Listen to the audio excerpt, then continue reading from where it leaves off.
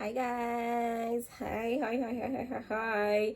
Welcome and welcome back to my YouTube channel. My name is Bridget Amy Praise, and I always introduce myself, but I never tell people that I'm Ugandan. Have I told you that I'm Ugandan enough? Because today we'll definitely be doing a story talking about a Ugandan infamous story.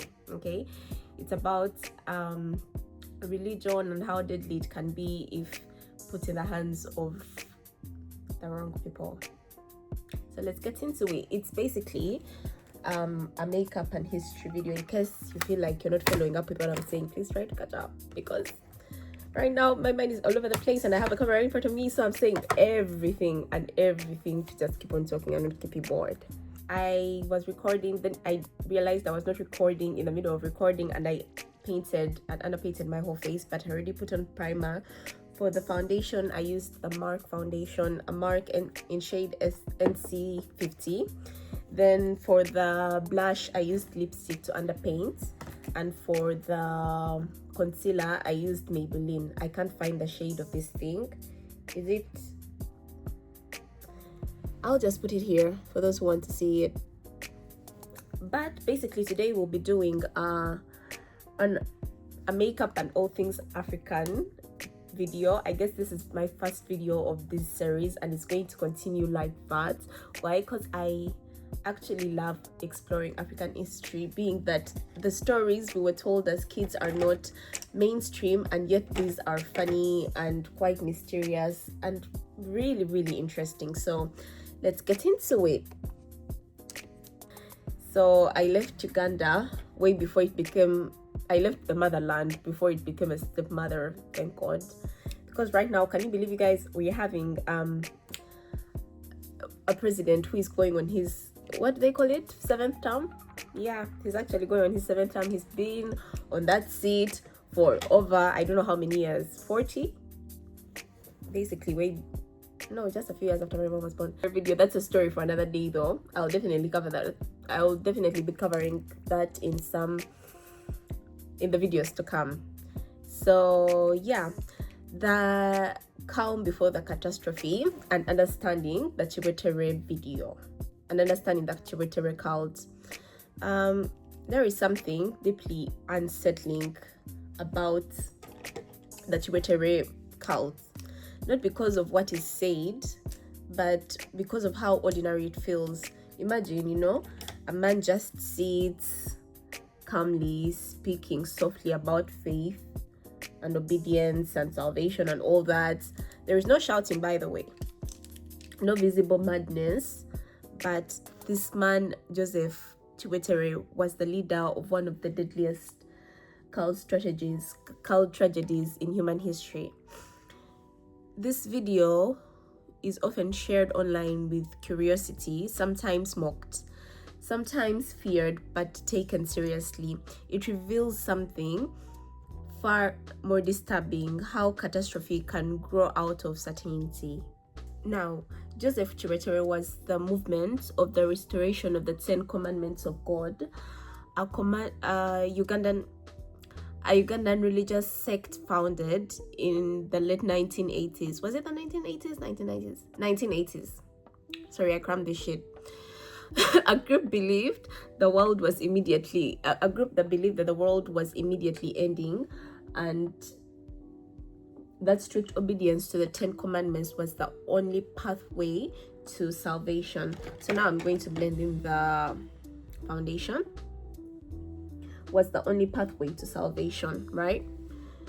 By the year 2000, over 700 followers were dead, most killed in mass suicide, involving a church set on fire, with many bodies later discovered in mass graves.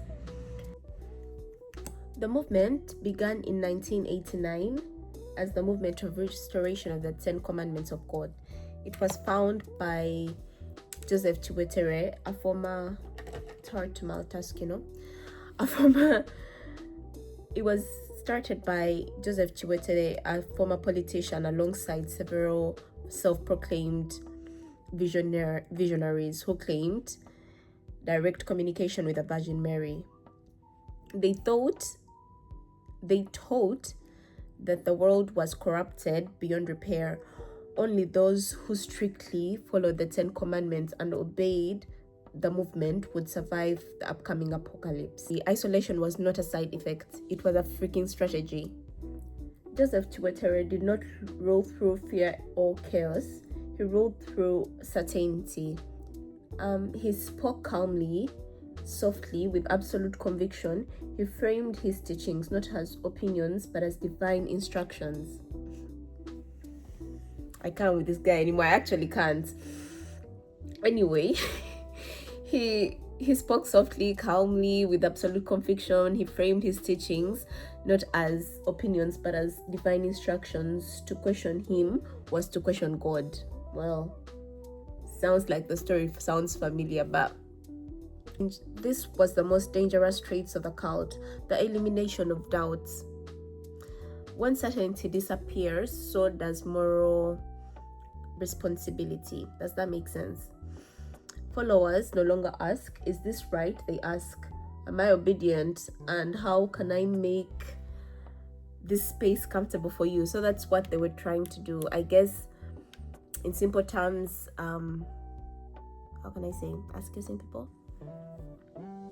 The movement predicted the end of the world to occur on 31st December 1999. The world did not end. We're still here.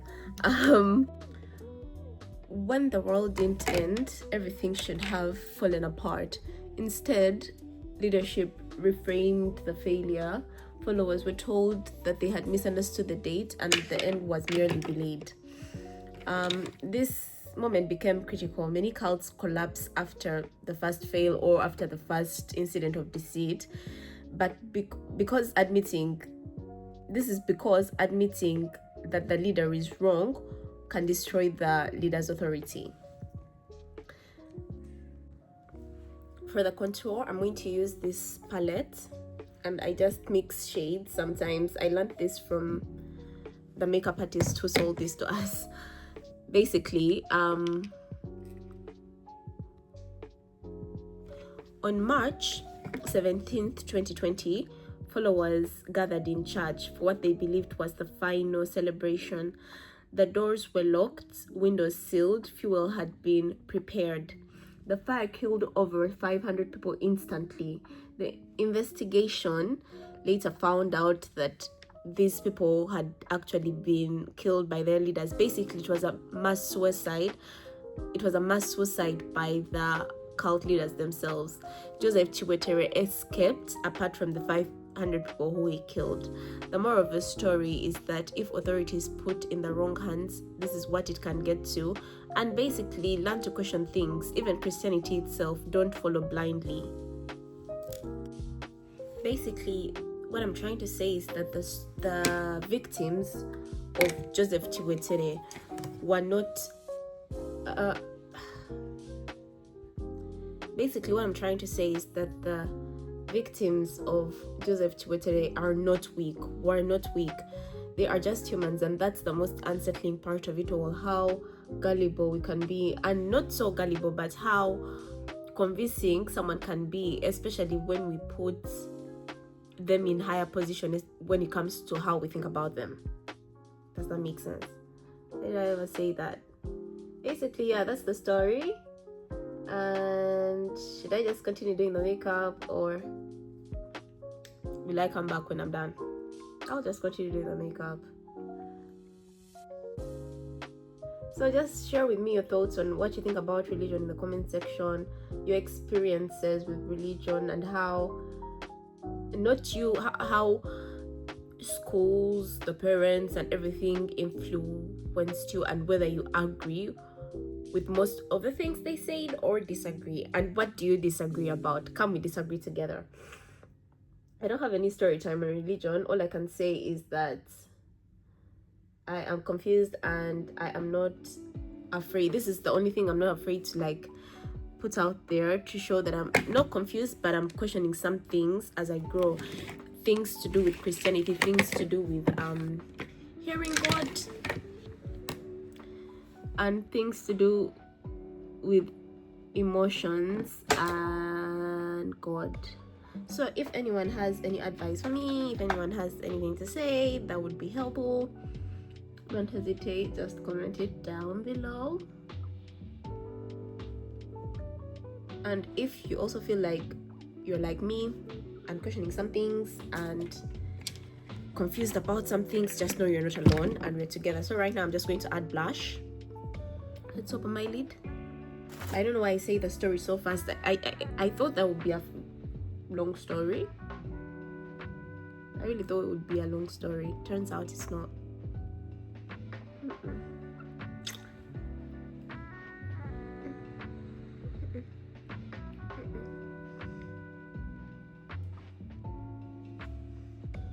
Looks just like that. I actually want to do something like a crazy eye. I don't know what to do though. I think I should put more eyeshadow at the beginning of my eyes, and then after put like a crazy amount of blush at the end to create that Instagram body look, or to look like Thames Loki.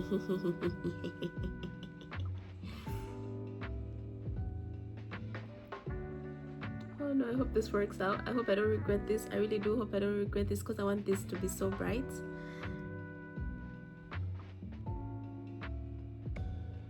Also, like, do you all have plans on how you want to look like before you do makeup? Because I never do that.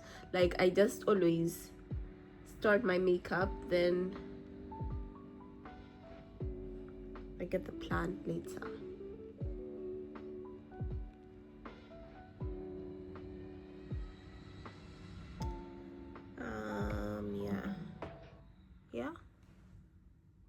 Yeah.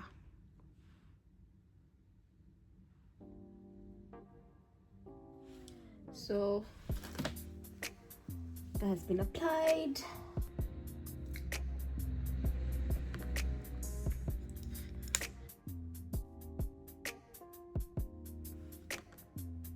Guys, after not too much contemplation, I decided to do the red lip. Anyway, apparently if you have a matte setting spray, you're supposed to shake it a lot before you spray it, and spray it at a distance. Also use only like 2 or 3 puffs of the spray, and that will do. So I'm gonna do my setting spray and my hair.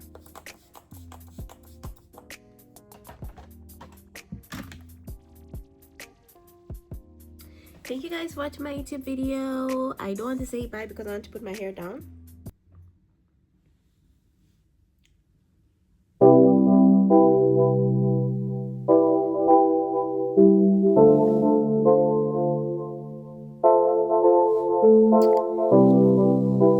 Let me try putting my hair down. Let's see how that will go. 12 a.m. slow motion で踊る意味はないもおいでまだ行けない内緒のトーク終わりが Final look.